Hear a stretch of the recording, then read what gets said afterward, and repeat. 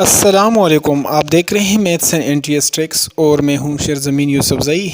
आज जो मैं एनटीएस के रिपीटेड एमसीक्यूज़ लेकर आया हूं एजुकेटर के सिंप्लीफाई, उसमें हमारे पास पहला क्वेश्चन है। 6-7 क्वेश्चंस हम कराएंगे इस वीडियो में। Simplify square the root X square divided by 9 plus X square divided by 16।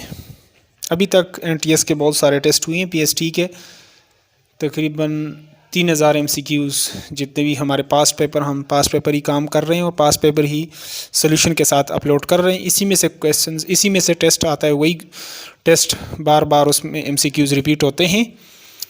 तो सोल्यूशन की तरफ चलते हैं। 3-4 ऑप्शन ये दिए हैं। Square the root X square divided by 9 plus X square divided by 16।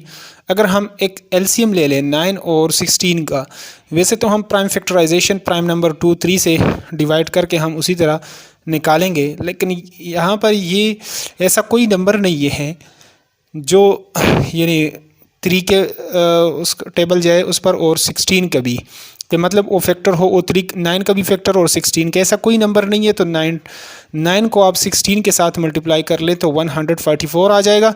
16 को इसके साथ कर लें और 9 को इसके साथ कर लें। ये केस तब होता है जब प्राइम नंबर हो, मतलब उसमें कोई कॉमन टर्म ना हो, तो तब आप उसको क्रॉस में मल्टीप्लाई कर सकते हैं। 16 1 ज़ार 16 x square plus 9 x square. वैसे एलसीएम निकालने का ये बेस्ट तरीका है, इसमें कोई गलती की गुंजाइश नहीं है। तो ये तो हम शार्ट में मैंने बता दिया।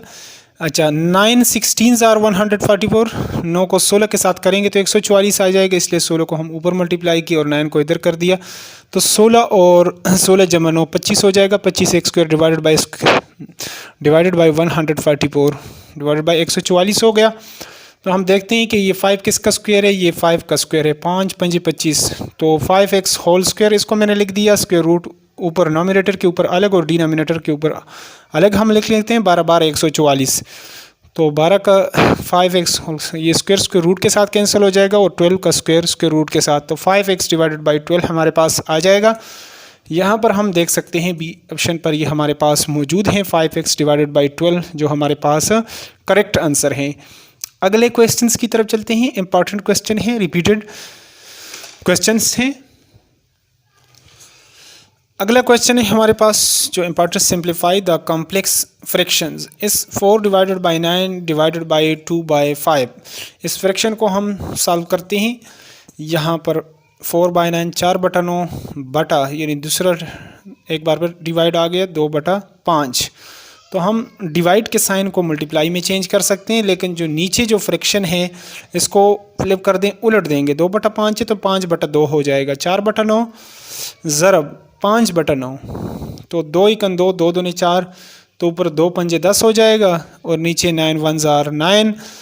10 डिवाइडेड बाई 9, तो इस तरह इसको आप लिख सकते हैं 9 1 ज़ार 9, 1 रह जाएगा, तो 1 होल 1/9 इसका जो है हमारे पास करेक्ट आंसर आ जाएगा। ये यहाँ पर पहला आंसर हमारे पास ये ऑप्शन में दिया हुआ है, तो ए आंसर हमारे पास करेक्ट है। अगले मोस्ट इंपॉर्टेंट रिपीटेड एमसीक्यूज़ की तरफ चलते हैं।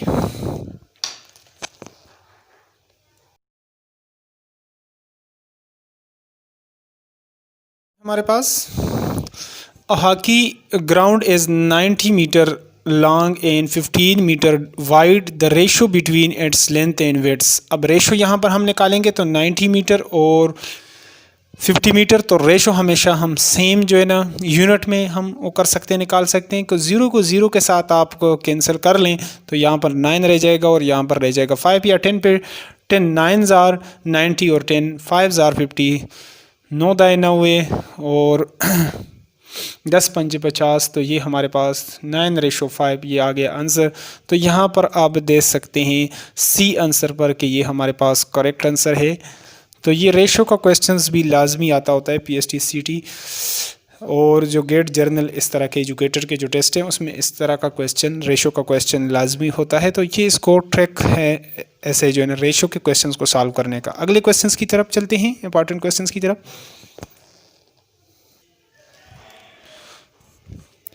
अगला क्वेश्चन है हमारे पास, if x = 2 and y = 3 then round bracket start 1 over x + 1 over y round bracket close divided by x y. तो इसकी वैल्यू क्या होगी हमारे पास। अब हम इसी तरह क्वेश्चंस को दोबारा लिख लेते हैं। 1 over X plus 1 over Y divided by X Y. Put values of X and Y. X और वाई की वैल्यूज़ को हम पुट कर लेते हैं। X equal to 2 and Y equal इस इक्वेशन में। तो यहाँ पर हम इस तरह लिख सकते हैं, एक्स की जगह 2 और वाई की जगह 3 लिख दिया, और इधर एक्स की जगह 2। अब इन दोनों में दरमियान में मल्टीप्लिकेशन का साइन होता है एक्स वाई, यानी इसकी वैल्यू आपस में मल्टीप्लाई होंगे 2 मल्टीप्लाई बाई 3। तो हम इस तरह से भी 2 3 6, अच्छा 3 2 6, इसका एलसीएम हो गया 3 1 3 और 2 1 2। 3 + 2 divided by 6 and 2 divided by 6, तो 3 + 2 हो जाएगा 5/6। इसको हम 1 ओवर 6 साइड पे लिखना चाहें तो भी लिख सकते हैं, मल्टीप्लाई बाई 1/6 हमने इसको लिख दिया। 5 1 5, 6 6 36, तो 5/36 हमारे पास इसका आंसर आएगा, जो कि हमारे पास करेक्ट आंसर है। यहाँ पर हम देख सकते हैं बी ऑप्शन पर ये हमारे पास मौजूद है, ये बी हमारे पास करेक्ट आंसर है। अगले इम्पॉर्टेंट क्वेश्चंस की तरफ चलते हैं, मोस्ट इम्पॉर्टेंट क्वेश्चंस की तरफ।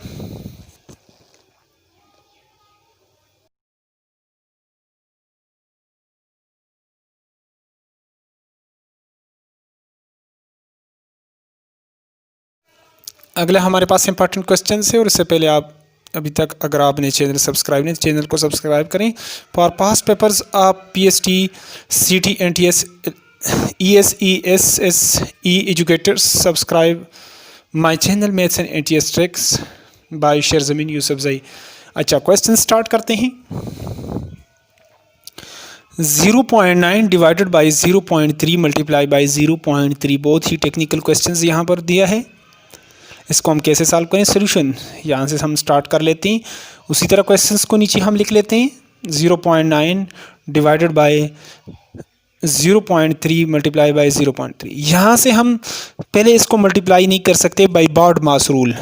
बॉड मास क्या है, B for bracket, O for arm, D for division, M for multiplication, S for subtraction and A for addition and S for subtraction. तो सबसे पहले हम डिवाइड का जो कंसेप्ट है इसको हम क्लियर करेंगे। तो 0.9 डिवाइडेड बाई 0.3 मल्टीप्लाई बाई 0, तो हम इसको इसके नीचे भी लिख सकते हैं इस तरह। अब यहाँ से पॉइंट को ख़त्म करना चाहें तो नीचे 10 कर सकते हैं, और इसका पॉइंट अगर ख़त्म करें तो ऊपर 10 करेंगे। तो 10 को 10 के साथ काट लेंगे तो 9/3 रह जाएगा। 9/3, 3 3 9 हो जाएगा।